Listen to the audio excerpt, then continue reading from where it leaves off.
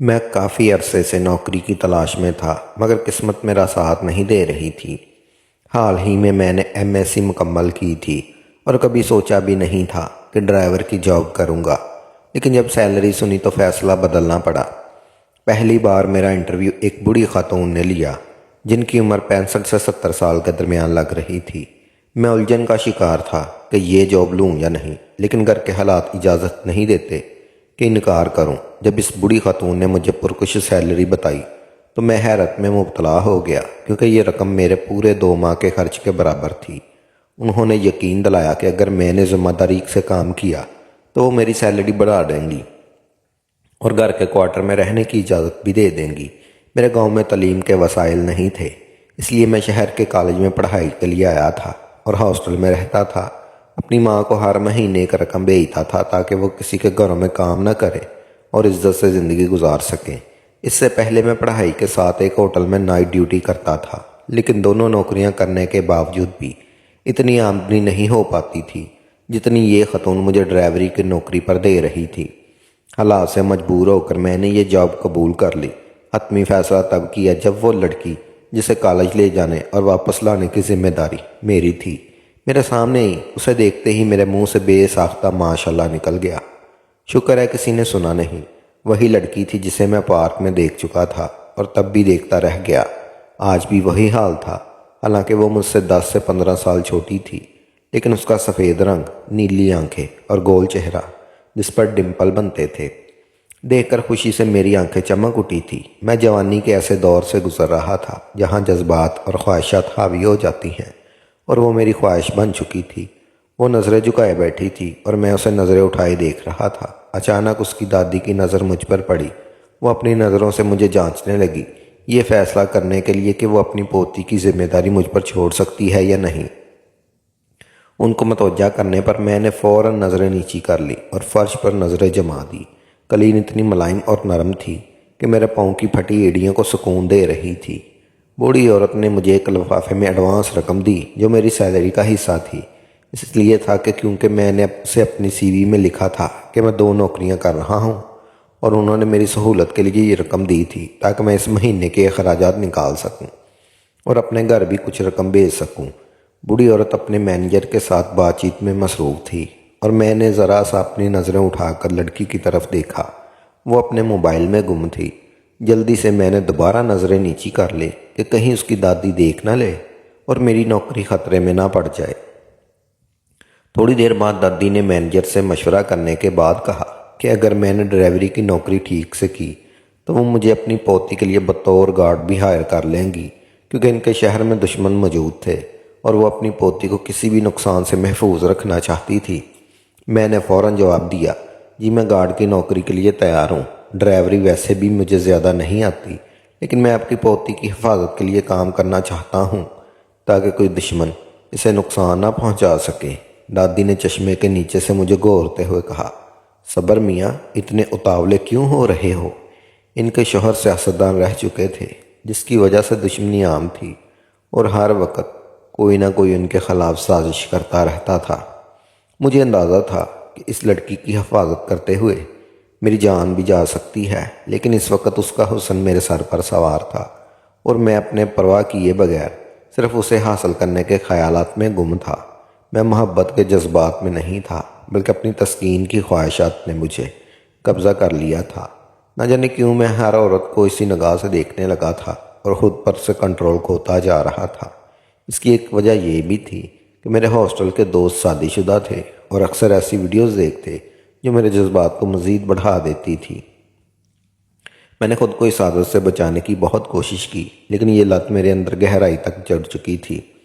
شادی شدہ زندگی کی باتیں اور ویڈیوز دیکھ دیکھ کر میری سوچ بدل گئی اور اب میں اسی لڑکی کو حاصل کرنے کے لیے بے قرار تھا۔ وہ نہایت معصوم، پیاری اور نازک مزاج تھی، جیسے دیکھتے ہی کسی کے دل میں بہک سکتا تھا۔ دادی نے کہا، تم ایک کام کرو، اپنا سامان لے کر کوارٹر میں شفٹ ہو جاؤ، اور پھر اٹھ کر چلی گئی۔ اچانک مخاطب کیے جانے پر میں گڑبڑا گیا، لیکن بات سمجھنے کے بعد خوشی سے نہال ہو گیا۔ میں فوراً ہاسٹل گیا، اپنا سامان پیک کیا اور گنگناتے ہوئے نکلا۔ اسی دوران میرے دوستوں نے مجھے روکا اور حیرانی سے پوچھا ایسی کیا بات ہو گئی کہ تم اتنے خوش ہو؟ میں نے اسے بتایا کہ میری جاب لگ گئی ہے اور مجھے رہائش بھی مل گئی ہے، اس لیے میں یہ ہاسٹل چھوڑ رہا ہوں۔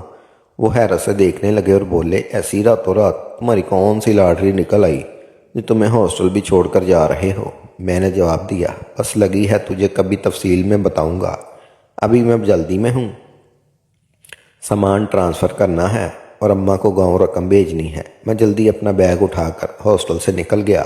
حویلی پہنچ کر میں نے اپنے کوارٹر میں سامان رکھنا شروع کر دیا۔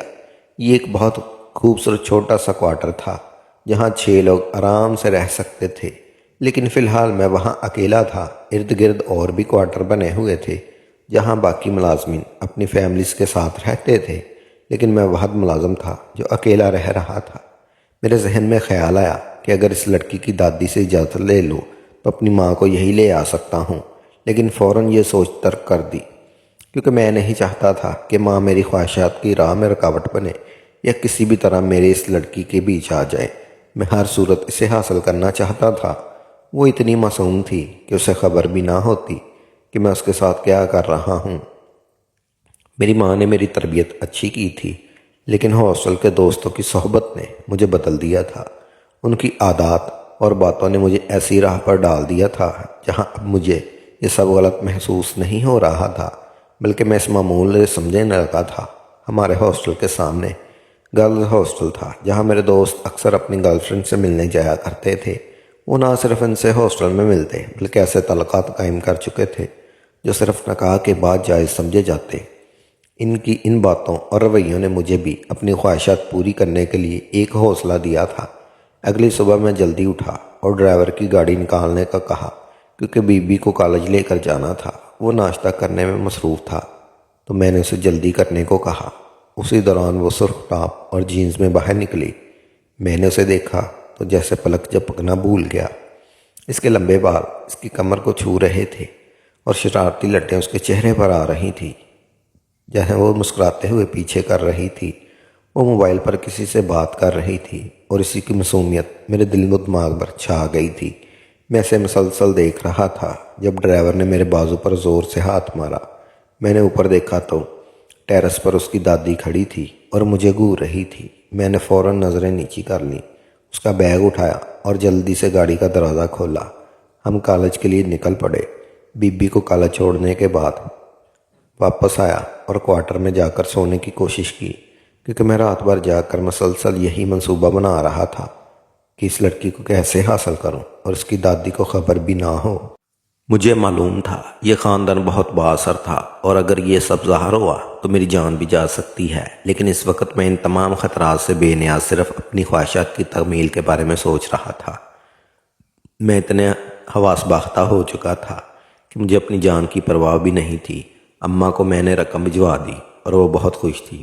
انہوں نے مجھ سے پوچھا کہ مجھے ایسی جاب کہاں ملی جس کی تنخواہ اتنی زیادہ ہے۔ وہ ہمیشہ فکر مند رہتی کہ کہیں میں کسی غلط کام میں پھنس نہ جاؤں یا کسی بری صحبت کا شکار نہ ہو جاؤں۔ اماں کی یہ باتیں میرے دل میں عجیب سی ہلچل پیدا کرتی تھی، لیکن میں نے انہیں یہی کہا تھا کہ سب ٹھیک ہے اور ان کی دعا سے سب اچھا ہو رہا ہے۔ اس لڑکی میں ایک معصومیت اور بچپنا تھا جو میرے جذبات کو مزید بے قابو کر رہا تھا۔ وہ مجھے گلے لگانے میں کوئی جھجک محسوس نہیں کرتی تھی اور ہمیشہ انکل کہہ کر مخاطب کرتی تھی۔ اسے یہ علم ہی نہیں تھا کہ میں اس کے بارے میں کیا سوچ رہا ہوں۔ ایک دن کالج سے واپسی پر جب اس کا ٹیسٹ اچھا ہوا تو خوشی میں اس نے مجھے گلے لگا لیا۔ تب غیر ارادی طور پر میں نے اس کو پرائیویسی کے لیے چھوا اور اس بات سے بے خبر تھی اور گاڑی میں بیٹھ گئی۔ اس دن کے بعد میں اسے بہانے سے چھونے کی کوشش کرنے لگا۔ اس کا معصوم رویہ میرے اس رویے کو کوئی معنی نہیں دے رہا تھا اور وہ یہی سمجھتی رہی کہ میں اسے اپنی بیٹی کی طرح سمجھتا ہوں۔ چند دن کے لیے ڈرائیور چھٹی پر چلا گیا اور اس کی ڈرائیور کرنے کی ذمہ داری مجھ پر آ گئی۔ یہ میرے لیے خوشی کا لمحہ تھا کیونکہ میں اب اس آسانی سے اپنی خواہشات کو عملی جامہ پہنا سکتا تھا۔ میں نے اس ذمہ داری کو خوشی سے قبول کر لیا۔ اس کی دادی کو بالکل اندازہ نہیں تھا کہ جس شخص کو انہوں نے اپنی پوتی کی حفاظت کے لیے رکھا ہے وہی اس کی معصومیت کا فائدہ اٹھانے کی کوشش کر رہا ہے۔ ایک دن جب ہم دونوں کالج سے واپس آ رہے تھے تو اس لڑکی نے آئس کریم کھانے کی فرمائش کی۔ میں نے فوراً گاڑی پارک کی اور آئس کریم پارلر لے گیا۔ واپسی پر جب اس کے چہرے پر آئس کریم لگ گئی تو میں نے ٹیشو سے اسے صاف کیا اور ہنسنے لگا۔ وہ بھی مسکراتی رہی۔ یہ پہلا موقع تھا جب میں نے اس کے ہونٹوں کو چھوا، اور اس لمحے مجھے لگا کہ اب میں اپنی خواہشات کے بغیر نہیں رہ سکتا۔ اس دن میں نے فیصلہ کیا کہ آج میں ہر حال میں اپنا مقصد حاصل کر کے ہی رہوں گا۔ آئس کریم کھانے کے بعد میں نے گاڑی کو سنسان گلیوں کی طرف موڑ دیا اور پھر شہر سے ہٹ کر گاؤں جانے والی سڑک پر لے جانے لگا۔ اس نے موبائل سے نظریں ہٹا کر حیرانی سے پوچھا، انکل ہم کہاں جا رہے ہیں؟ ہمارا گھر تو اس طرف نہیں ہے۔ میں نے اسے مطمئن کرنے کے لیے کہا، بیٹا یہ شارٹ کٹ ہے، تمہاری دادی نے کہا تھا آج جلدی گھر آنا ہے، اور ہم نے آئس کریم کھاتے ہوئے کافی دیر کر دی ہے۔ وہ میری بات پر مطمئن ہو کر دوبارہ موبائل دیکھنے لگی۔ میں نے راستے سے 2 جوس کے ڈبے لیے، ایک جوس میں بے ہوشی کی دوا ملا دی اور اسے دے دیا۔ اسے پتہ بھی نہیں چلا کہ جوس میں کچھ ملا ہوا ہے۔ اپنے جوس کو میں نے پی لیا اور ڈرائیونگ کرنے لگا، تھوڑی دور سنسان علاقے میں جا کر۔ میں نے گاڑی خراب ہونے کا ناٹک کیا اور ماورا سے کہا، بیٹا تم تھوڑی دیر بیٹھ جاؤ، میں مکینک کو بلا کر لاتا ہوں۔ اس نے کہا، انکل مجھے چکر آ رہے ہیں۔ انکل آپ بھی میری دادی جان کو کال کر کے کہیں، وہ دوسری گاڑی بھجوا دیں گی۔ میں نے ہاں میں سر ہلایا اور موبائل چلاتے ہوئے کال کرنے کی ایکٹنگ کرنے لگا۔ وہ تقریباً 5 منٹ بعد مکمل طور پر گہری نیند میں جا چکی تھی۔ میں نے مسکراتے ہوئے گاڑی کی پچھلی سیٹ پر اسے لٹایا اور گاڑی لاک سے اچھی طرح کر دی اور اس کے پاس بیٹھ گیا، اور اس وقت بے حد خوبصورت لگ رہی تھی اور مجھے تب لگا آج میں جنت کی سیر کرنے والا ہوں۔ اس کے نرم گلابی ہونٹوں کی کشش اتنی تھی کہ بتا ہی نہیں سکتا۔ پھر میں جیسے ہی اس پر جھکنے لگا تب وہ ایک دم سے اٹھی اور ایک تماچا میرے منہ پر مارتے ہوئے کہا، یہ کیا کر رہے ہیں انکل؟ آپ کو شرم آنی چاہیے، میں آپ کی بیٹی کی عمر کی ہوں۔ آپ کو کیا لگا کہ میں اتنی بیوقوف ہوں کہ مجھے پتہ نہ چلے کہ گڈ ٹچ اور بیڈ ٹچ کیا ہوتا ہے؟ میں آپ کے ارادوں کو بھانپ چکی تھی، اس لیے میں نے آپ کا دیا ہوا جوس نہیں پیا، بلکہ پینے کا ناٹک کیا تھا تاکہ میں آپ کو موقع پر پکڑ سکوں۔ اور آپ کو نہیں پتہ تب سے میری دادی بھی کال پر موجود ہیں اور یہ سب سن رہی ہیں۔ آپ نے کیا سمجھا آپ بچ جائیں گے؟ اس نے غصے سے کہتے ہوئے جلدی سے اپنا بیگ اٹھایا اور گاڑی سے نکل پڑی۔ میں ابھی اسے روکنے ہی لگا تھا کہ پولیس کا سائرن بجنے لگا اور مجھے پتہ بھی نہ چلا کہاں پولیس نے مجھے کب گرفتار کر لیا۔ ہوش مجھے تب آیا جب جیل میں جا کے انہوں نے میری خوب دھلائی کی۔ تب میرے سارے جذبات جاگ کی طرح بھاگ چکے تھے اور میں نہایت ہی شرمندہ تھا کہ میں نے یہ کیا حرکت کر دی۔ اب میں کسی کو بھی منہ دکھانے کے قابل نہیں رہا اور میری نوکری بھی مجھ سے چھوٹ گئی تھی اور ہاسٹل بھی چھوڑ آیا تھا۔ اب مجھے یہی خدشہ ٹک رہا تھا کہ یقیناً وہ بوڑھی عورت مجھے کڑی سے کڑی سزا دلوائے گی۔ اچانک مجھے اپنے کانوں میں ٹک ٹک کی آواز سنائی دی۔ جب میں نے نظریں اٹھا کر دیکھا تو وہ مارا اور اس کی بوڑھی دادی میرے سامنے کھڑی تھی۔ میں نے سر اٹھا کر اوپر دیکھتا کہ میں ان کے غضب کو بھانپ سکوں۔ وہ مجھے غصے سے گھور رہی تھی۔ اس کی دادی کی سیکرٹری نے جلدی سے انسپیکٹر کو بلایا۔ انسپیکٹر بھاگتے ہوئے آیا اور اس بوڑھی عورت کے سامنے ادب سے کھڑا ہو گیا اور بوڑھی عورت کی بات سن کر کہنے لگا، جی جیسا آپ نے کہا بالکل ویسا ہی ہوگا۔ میں نے اسے ایک سنگین ڈکیتی اور زیادتی کے کیس میں پھنسا دیا ہے۔ اب کوئی بھی وکیل اسے باہر نہیں نکال سکے گا۔ اسے یا تو پھانسی ہوگی یا عمر قید ہوگی۔ انسپیکٹر نے سر جھکاتے ہوئے ساری تفصیل بتائی اور یہ سنتے ہی میں صدمے میں چلا گیا کہ اتنی سنگین غلطی پر مجھے ساری زندگی جیل میں گزارنی ہوگی۔ میری ماں کا کیا ہوگا؟ کیا وہ اپنے بیٹے کو کبھی نہ دیکھ سکیں گی؟ انہیں تو کچھ بھی پتہ نہیں ہوگا کہ میں اس وقت جیل میں ہوں یا ہاسٹل میں۔ اپنے سارے دوست بھی میں خود اپنی مرضی سے چھوڑ چکا تھا۔ کوئی بھی ایسا نہیں تھا جو میری ماں کو بتا سکے کہ اس کا بیٹا جیل میں ہے۔ پھر جیسے ہی میرے ہوش بحال ہوئے تو میں فوراً اس بوڑھی عورت کے قدموں میں گر گیا اور خدا کا واسطہ دے کر کہا، مجھے چھوڑ دیں، مجھ سے غلطی ہو گئی۔ میں یہ شہر چھوڑ ہی دوں گا اور ہمیشہ ہمیشہ کے لیے گاؤں چلا جاؤں گا اور کبھی مڑ کر نہیں دیکھوں گا اور مائندہ کسی بیٹی کی عزت کی نگاہوں سے دیکھوں گا۔ میری ایک بڑی ماں ہے، وہ میرے بغیر مر جائے گی۔ اس کو کون بتائے گا کہ اس کا بیٹا جیل میں ہے؟ خدا را رحم کریں، آپ کی پوتی کا واسطہ مجھے چھوڑ دیں۔ میں یہاں سے ہمیشہ ہمیشہ کے لیے چلا جاؤں گا۔ میں سب کے سامنے آپ کی پوتی سے معافی بھی مانگ لوں گا۔ خدا را مجھے یہاں ہمیشہ کے لیے نہ روکیں، میں اپنی زندگی کی بھیک مانگتا ہوں۔ میں اس بوڑھی عورت کے سامنے گڑ گڑانے لگا، لیکن وہ ٹس سے مس بھی نہیں ہوئی بلکہ وہاں سے چلی گئی اور انسپیکٹر کو کچھ ہدایات دینے لگی۔ میں حیرت سے سب کچھ دیکھنے لگا۔ یہ میرے ساتھ کیا ہوا؟ اماں صحیح کہتی تھی، مجھے شہر میں ہر قدم پھونک پھونک کر رکھنا ہوگا۔ یہاں پر بہت ایسے لوگ رہتے ہیں جو غلط کاموں میں انوالو ہوتے ہیں۔ یہ صرف خود خراب نہیں ہوتے بلکہ اپنی صحبت میں رہنے والے کو بھی خراب کر دیتے ہیں۔ غلط دوستوں کی صحبت انہیں مجھے اس مقام پر لا کر کھڑا کر دیا تھا کہ مجھے پھانسی کی سزا ہونے والی ہے۔ میں بے بسی سے رونے لگا۔ مجھے روتا دیکھ کر وہاں موجود انسپیکٹر کو مجھ پر ترس آیا اور مجھے کہنے لگا، بتاؤ تم نے گھر کال کرنی ہے؟ تو میں نے ہاں میں سر ہلا دیا اور اپنے دوست امجد کو کال کرنے لگا، جو کہ بچپن سے میرا دوست تھا اور سعودی میں مقیم تھا۔ اب وہی کچھ کر سکتا تھا۔ جب میں نے اسے ساری تفصیل بتائی تو وہ حیرت سے دنگ رہ گیا کہ یہ میں ہوں جو آج تک کسی لڑکی کو نظر اٹھا کر نہیں دیکھتا تھا اور مجھ پر ایسا الزام لگایا گیا۔ ایسے ہو سکتا تھا؟ میں تسلی دی کہ وہ سب ٹھیک کر دے گا اور پریشان ہونے کی کوئی ضرورت نہیں، وہ اپنے کسی دوست کو بھیجتا ہے جو وکیل خیر کرے گا، شاید میں بچ جاؤں، ورنہ انہوں نے جو قتل اور کیس ڈرگز کا مجھ پر بنایا اس میں تو کبھی بازیاب نہیں ہو سکتا تھا، لیکن وہ اتنی کشش کر سکتا تھا کہ مجھے پھانسی نہ ہو بلکہ کچھ سالوں کی قید ہو جائے۔ اس نے مجھ سے وعدہ کیا وہ میری بات میری اماں کا خیال رکھے گا، انہیں کبھی یہ نہیں بتائے گا کہ ان کے بیٹے کو عمر قید ہو گئی ہے، جس کی وجہ سے وہ اپنے بیٹے کو کبھی دیکھ نہیں پائیں گی۔ میرا دوست سعودی عرب میں مقیم تھا، جس کی وجہ سے وہ خود کو میرے مسئلے حل نہیں کر سکتا تھا۔ وہ غصے میں بھی تھا، مجھے گالیاں بھی دے رہا تھا، لیکن اس نے میرا ساتھ نہیں چھوڑا بلکہ وہ مجھے وعدہ کر چکا تھا مجھے بچانے کی ہر کوشش کرے گا۔ لیکن انسپیکٹر نے اتنے سٹرانگ کیس میں مجھ پر عمر قید ہو گئی۔ میرے دوست کی کوشش بھی ناکام ہو گئی، بلکہ میری ماں کو بھی پتہ چل گیا کہ ان کے بیٹے نے یہ کیا حرکت کی۔ جس دن مجھے عمر قید ہوئی اس دن وہ آئی اور انہوں نے پورے زور سے مجھے میرے منہ پر تھپڑ مارا اور کہا آج سے وہ سمجھے گی ان کا بیٹا کسی حادثے کا شکار ہو کر مر گیا۔ ان کا بیٹا ایسا ہو ہی نہیں سکتا جو ایک لڑکی کی عزت تار تار کرتے ہوئے پکڑا گیا۔ میں بے بسی سے اپنے کی طرف دیکھ رہا تھا۔ میری غلطی اتنی تھی کہ میں نے ہاسٹل میں ایسے لڑکے کے ساتھ رہائش رکھی جو طرح کے کاموں میں اول درجے پر تھے۔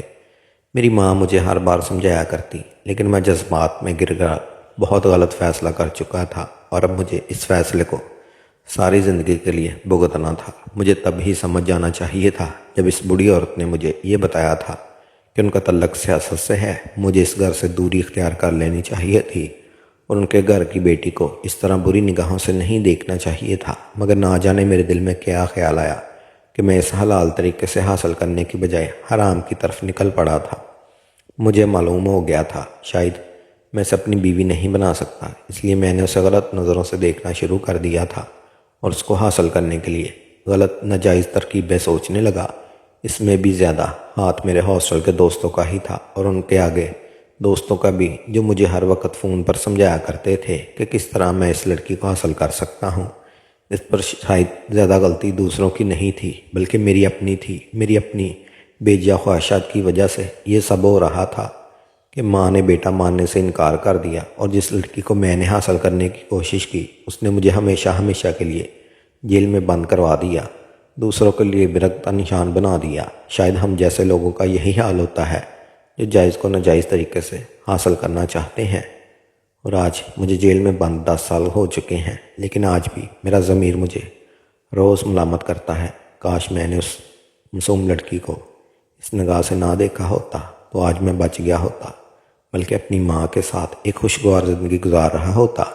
جتنی سیلری ان لوگوں نے میری لگائی تھی، اگر میں ہمیشہ کے لیے نیک نیتی سے وہ جاب کرتا رہتا تو میری اگلی کئی نسلیں آرام سے زندگی گزار سکتی تھی۔